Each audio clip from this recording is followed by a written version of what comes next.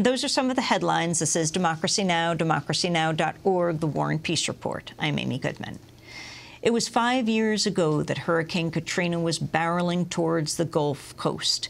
Today, a Democracy Now! Global broadcast exclusive. We spend the hour on the story of one family from New Orleans, the Zeitouns. Not only experienced the widespread displacement caused by the storm, but they were also victimized by the so-called War on Terror.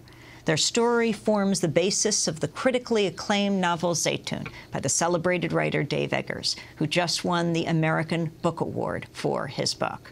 Abdulrahman Zeitoun is a Syrian-born immigrant to the United States who lived in New Orleans with his wife, Kathy, an American convert to Islam, and their children.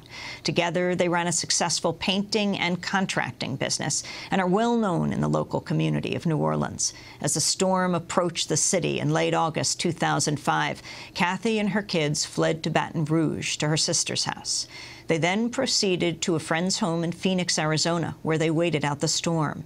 Meanwhile, Abdulrahman Zeitoun was ready with his 16-foot aluminum canoe when Katrina made landfall as a Category 3 storm on August 29th. The book tells the story of how Zeitoun spent days rescuing people stranded in the storm until he was picked up by an armed squad who accused him of being a terrorist.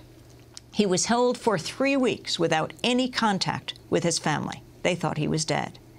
In an exclusive broadcast interview, I spoke with Abdulrahman Zeitoun and his wife Kathy yesterday, as well as the best-selling writer-publisher Dave Eggers, whose numerous works include A Heartbreaking Work of Staggering Genius, also the founder of the independent publishing house and literary journal McSweeney's. I began the interview by asking Dave Eggers to explain how he first came across the story of what the Zeitouns went through in the aftermath of Katrina. At McSweeney's, we have a small publishing company in San Francisco, and we have a series called Voice of Witness that uses oral history to illuminate human rights crises around the world. And the first book in the series was about the wrongfully convicted and exonerated here in the U.S., and right when that book was coming out, Katrina hit. And so we talked to a lot of friends that we had in Houston, Baton Rouge, New Orleans, Atlanta, and people fanned out and began interviewing New Orleanians who had fled the storm. And when we started getting the transcripts back and the tapes back from the interviewers, I saw the story of the Zeitouns, and I was struck by it on so many levels. And so the next time I was in New Orleans a few months later, I met the family, and we spent many hours together, and I got to know the kids. And I think even, you know, I was struck by it on the level of, you know, I don't think many of us knew of this intersection, this improbable intersection of the War on Terror and Katrina, and how the folding of FEMA into Homeland Security affected the response to Katrina. And there were so many sort of political aspects of it, and I was interested in on a journalistic level.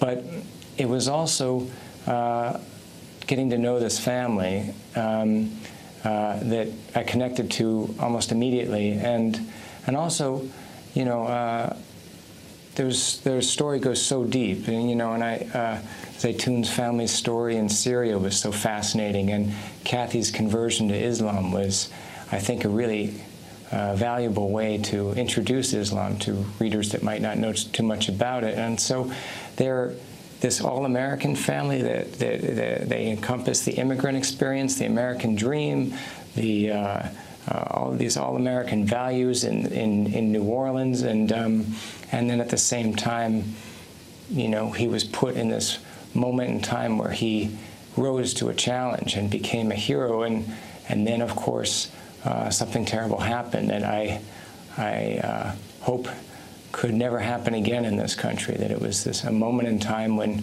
we didn't live up to our highest values and aspirations. And so there were so many aspects of it that interested me, but again, most of it was a personal connection to the family that, you know, now it's 5 years on and we're inextricably woven together and very close. And so it was their faith in me and their trust in me and their courage in telling their story that made it possible. Dave Eggers, could you tell us a little bit of what you just told us in shorthand, where Zeitoun, where Abdurrahman Zeitoun was born, how he grew up, how he ended up here, and then went from the horror of the storm to the horror of the prison after being considered a hero.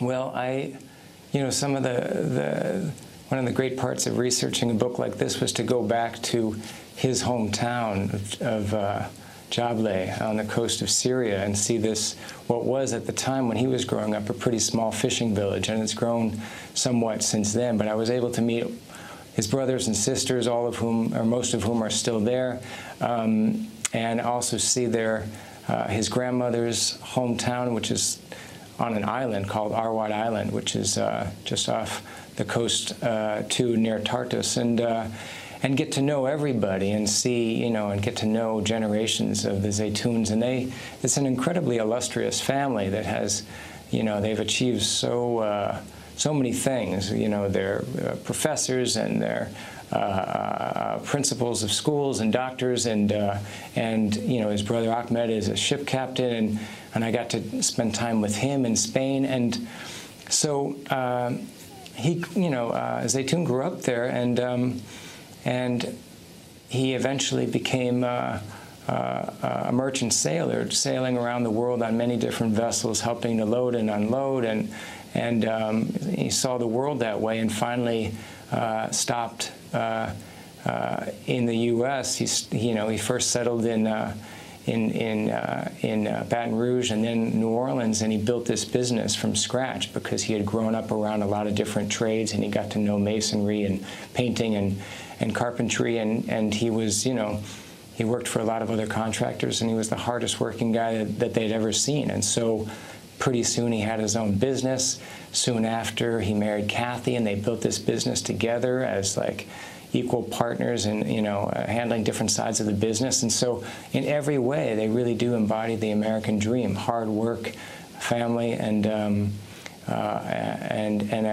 dedication to one's neighbors. You could see how one of the reasons that he stayed behind when the storm hit was to take care of his clients' homes. He felt he has keys to every one of them. He's got, hundreds of keys to homes all over the city because he's taking care of these houses. And everybody trusts him with them. So, which makes it all the more tragic, I think, and exasperating that he's the model citizen in so many ways, and he was victimized this way. Talk about that day, September 6th, and the different men who, Zeitoun had been going around with, helping others with. Talk about Nasser and Todd, and from your research, what happened that day? Well, Nasser was a friend of Zeitoun's, who also was Syrian, and they'd gone back. They knew each other for many, many years, and he had been living in the city as first came here as a graduate student at Tulane, and they ran into each other after the storm, and Nasser helped distribute supplies with Zeitoun in the canoe, and they spent many days together, and Nasser was living at that house on Claiborne too. And then Todd Gambino is a resident there, and he, a whole book could be written about Todd because he saved many, many lives, and going around on a motorboat. And then there was this relative stranger named Ronnie that none of them knew, but who had stopped by once or twice to use the phone. And, after all of this happened, I was sure I got a copy of the arrest record, and I wanted to see who the officers were on the arrest record. There were two there. And so I tracked down both of them, one of whom was a veteran officer from New Mexico who had come to the New Orleans after the storm, and then the main officer was a New Orleans police officer who had been going around up and down Claiborne and had been. He says that in my interview with him, he said that he observed them looting, all four of them looting a Walgreens. In the end, there was no evidence of any looting. He didn't recover any stolen goods at the house or anything like that. And so, he went to Napoleon St. Charles, where many military and other officers were gathered, and he got a team together, and then they came into the house and raided it and arrested all four of them. And so I found it totally important to interview these two officers, and I think, you know, had the whole system been working, had there been due process, had there been public defenders available and rational bail set and phone calls available to people and people being able to be visited by or contact their relatives or family, and had any of these other things that we take for granted been in place, a lot of these the injustices would have been mitigated to some extent, but none of these systems were working. And so once they were arrested and brought, as you know, in this van driven by a National Guardsman, brought to Camp Greyhound, they got lost in the system. That's when the system was broken down. And even if the arrest had been wrongful and the evidence wasn't there, and under normal circumstances they would have been free on bail and the charges would have been dropped momentarily. But in this case, because none of these other systems were working, that's how they and hundreds of others were lost in the Louisiana prison system. And you know, Todd Gambino did many months in prison. Nasser did many months in prison. And hundreds of others did what was known as Katrina time, where they were lost in the system. Records weren't kept. Some people weren't allowed to make phone calls or meet with lawyers or anyone for upwards of a year. And so it was a complete meltdown of the system, unfortunately. Dave Eggers has just won the American Book Award for his book, Zeitoun. He's joining us from New Orleans. We're going to come back to Dave, but before we do, we're going to hear from the Zeitouns themselves in their own words. Stay with us. Women fought their lives down in New Orleans. Can't afford a gallon of gasoline. With your useless degrees and your contrary statistics, this government business is straight up sadistic. Now it's black rain, said a black rain is gonna fall. And you don't fight for us, but you expect us to die for you. You have no sympathy for us, still I cry for you. Now you may kill the revolutionary, but the revolution... Black Rain by Ben Harper in this Democracy Now! Global broadcast exclusive. The first time Dave Eggers and the subjects of his book, The Zeitouns, have joined together in a studio to tell their story. It's the 5th anniversary of Hurricane Katrina, and we go to Abdul Rahman and Kathy Zeitoun themselves. Abdul Rahman is known in New Orleans by his last name, Zeitoun. I spoke to Zeitoun and his wife, Kathy, yesterday. Describe the day that life as you know it completely changed. Of course, life had already changed. You were alone there trying to help people, your family in Baton Rouge. This day we come from around noon, like maybe around 3 o'clock. And I got to the house, and I go to the bathroom, and I open the water, and I see the water running. You know, for 1 week, you don't see water running.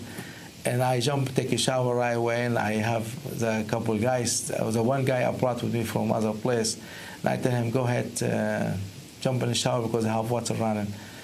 And I got outside and started making my phone calls, and he got out, and someone started talking to him. I can see who talking, but I hear just somebody talking. I say, who's outside? He said, someone asked us if we need any water. I said, tell him we have enough, and maybe somebody else needed more than us. And this guy, I mean, he uses the way, if you need water, to keep coming to the house. And the guys keep talking and come closer slowly to the house, and I feel 5, 6 guys, military, with the policeman jump in the house with all weapon. And the